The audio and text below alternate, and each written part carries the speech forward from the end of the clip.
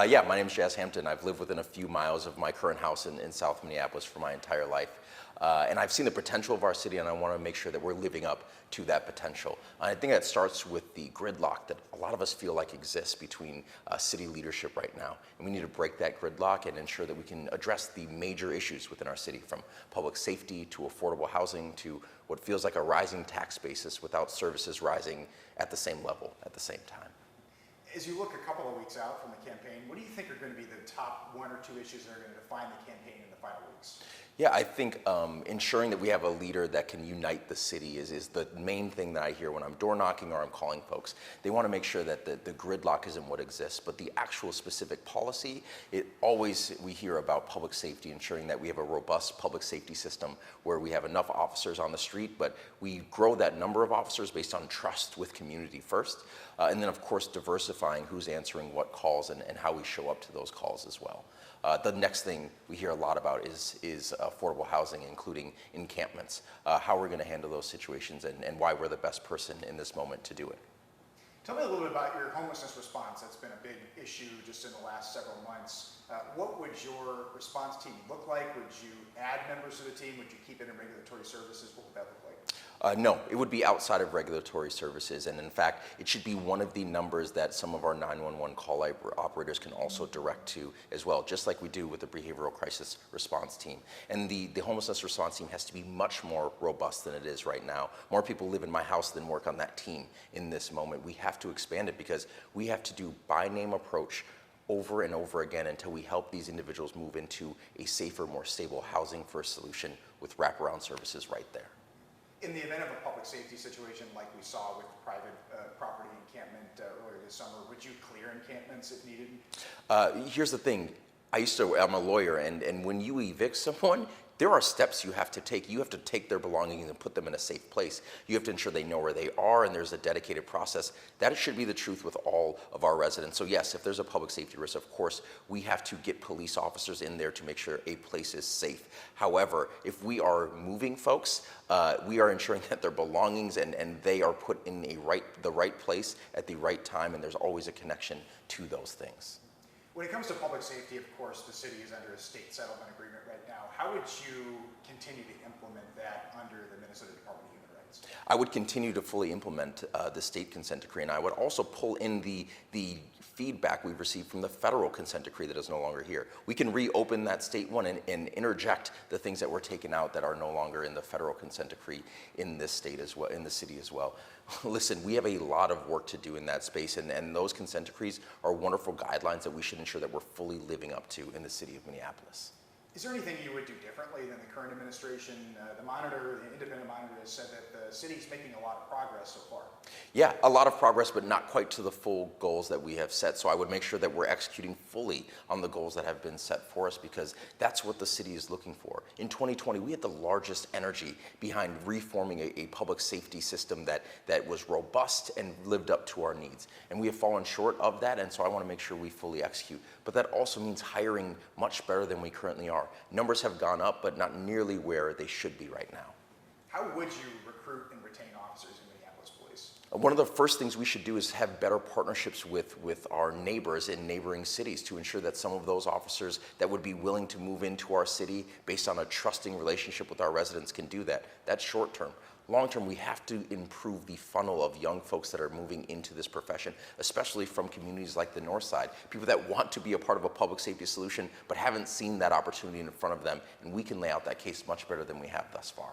When it comes to housing and affordability, how would you handle some of those major issues? You talked a little bit about the tax base. What's your vision economically for the city if you were elected? Yeah, in order to, about 30% of the money we spend is from property taxes. There's a whole 70% that is from bonding, federal government, state government, and beyond. First of all, we have to maximize how much of that, the dollars we're getting in that 70% pool. And then when it comes to our actual tax base, it's going down because so much of the revenue we used to receive from small businesses and large businesses alike has evaporated from our city. It's ensuring that they don't continue to leave our city and that we're a welcoming place for new restaurants and coffee shops and bookstores to open as well. And we have to do the work to make that easier and more available, and to give those small business owners or entrepreneurs confidence in starting those businesses here as well. Obviously, compared to at least a few of the candidates who are in elected office, you have a different background. Obviously, you've got a lot of varied experience, but not as an elected official. What would you say to Minneapolis voters who may be skeptical of choosing you, given that you haven't led a city or served on a city council? Yeah, I would say if you were to look at all of our resumes, you would be incredibly impressed by what I have laid out as the skills for this moment. Being on Catholic Charities Board for the last 5 years, addressing affordable housing, Minneapolis Foundation, understanding how to partner with nonprofits to use those philanthropic dollars. I've been a courtroom lawyer for 7+ years, and I know how to use the law in a way that can help us in this moment, especially against a federal administration. I run my own business, and not only do I manage our budget, but I manage people. And that is what the strong mayor system is. You are an executive within the city managing a $1.9 billion budget that has 4,000 employees. You have to hire well, manage well, and hold people accountable. And the last part, as a professor of entrepreneurial finance, whether you're a small business owner or a resident worried about your tax base, you can have trust that I'm going to not only spend the dollars in an intelligent and sound way, but we're going to make sure that we're pulling as many in from other places that we could in this moment as well. When it comes to dealing with the federal government, the Trump administration has obviously taken a lot of action against Minnesota, even Minneapolis. How would you handle action from the federal government?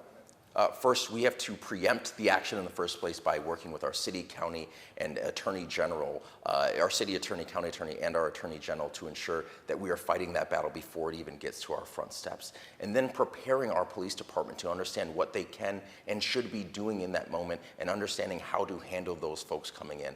Listen, the ICE specifically in the United States has a larger budget than most militaries in any other country in the world. They have just enough budget to handle their actions just fine. It's our job to ensure that our police department is doing the work here that needs to be done, solving crime, making streets safer, and ensuring that the residents know that when they call 911, they'll be there in a very, very short time frame. Have you given any thought to the possibility of the Trump administration trying to mobilize federal troops here? The governor has said that that's a possibility or logical given that it's been targeting Democratic states. What as mayor would you do to preempt that action? Yeah, of course, we would start with the legal action preempting that from happening in the first place, but then I would be in lockstep movement with our state level government saying, this is how we're going to protect our residents from those folks coming in. And then when they come in, using our resources to ensure if there's nothing that we could do from preventing them to come here, and we've tried every option has been exhausted, then at that point we can redirect them towards things that they can be here to do. We've seen in DC, by the end of the time they were there, they were quite literally picking up trash in parks. That is the kind of thing that they need to focus on if they're coming here, helping us make our parks even more beautiful, not focusing on anything else, because we have a really great city here and we're working towards being even better. When I spoke with the mayor, he had basically said, as he was running for a third term, that now isn't the time for on-the-job training. What's your response to that? Why, in your vision, do you need a change in the city? The sad part about someone saying that it isn't the moment for on-the-spot training, it implies that that person wasn't prepared when they stepped there in the first place. I don't need to be trained because I'm already ready for the moment. I'm the leader that I have built an organization and built a law career for a long time. There will be no training process. I'm just ready to take over in this moment. So I don't think that there will have to be any training with me coming into office. I'm already prepared for the moment. I'll ask you about another issue, rent stabilization. Where do you stand on that in terms of having any kind of policy related to that? Affordable housing is a truly pivotal part of what we need to work on in the city of Minneapolis, and there is not enough residents and units in the city of Minneapolis for all of our neighbors. Rent stabilization is a lever to use to address that, and I do not think that is the lever that we should be pulling in this moment. What we need is growth and more units, and what we saw in St. Paul is that stifles units. But what do I know? I know that ensuring that permitting times and cutting down inspection times will expedite that process and incentivize both for-profit and non-profit organizations to build more units. I know that we can do things like begging and pleading with the county and state to give us more dollars and tell them we'll use them well to ensure that we can put that into our housing trust fund. There are extra steps that we can take that are much better than pulling the lever of rent stabilization, because I do not think it'll help the growth that we need in this moment. My last question, just give your final pitch to voters here as they're either early voting or heading to the polls on the 4th.